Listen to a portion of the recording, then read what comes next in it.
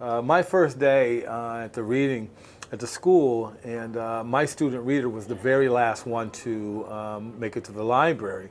So of course I knew he was there for me, and I greeted him at the door, and I was all excited, and I asked him what his name was, and he told me, and I said, "So do you like to read?" And he said, "No." And so at that point I didn't know how this was going to work out, but I did use the literacy supports to guide me through the process.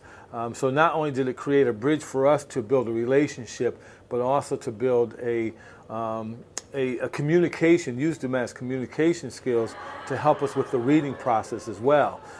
By the time we were finished, this young man would bring me weekend reports. He was always there. He would come with a smile every Monday. The very last session we had, he brought a trophy in that he had won that weekend for a fishing trophy that he couldn't wait to show me. I mean, this was a big thing he was carrying around because he had to bring it to school to show me on Monday. Yeah. So it was a very, very rewarding experience. I went into it thinking that I was doing a service for them, and in fact it turned out that they were doing the service for me. Their teacher actually said one day that we must feel like rock stars when we walk in the classroom because they get so excited to see us. They're engaged, they're attentive, they're so excited to see what we have to share with them. And really we're doing the reading, but they're doing all the giving.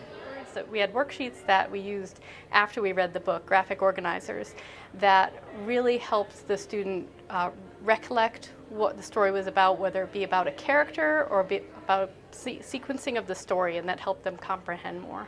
The literacy support inserts help me to generate thought-provoking questions, to always ask them whether it's fiction or nonfiction, to talk about the main characters and points of the book, and to ask them to give me a summary in their own words. I did find them very helpful because sometimes there's a story that I'm not familiar with, and I want to make sure to focus on something that's really helpful for the kids, and everybody has different learning styles and abilities. I would look in the folders pretty much every Monday just to get an idea as to what direction I wanted to go in. So at the beginning I read those tools and then realized by asking some typical key questions you can accomplish that. So if the child read a big word, I would stop and say, "Do you understand what that big word means?" And if they said no, we would talk about it so that they would understand the word. Or if we were reading a book that had a really elaborate picture, I would say, "What do you think's going on in the picture? What do you think is going to happen?"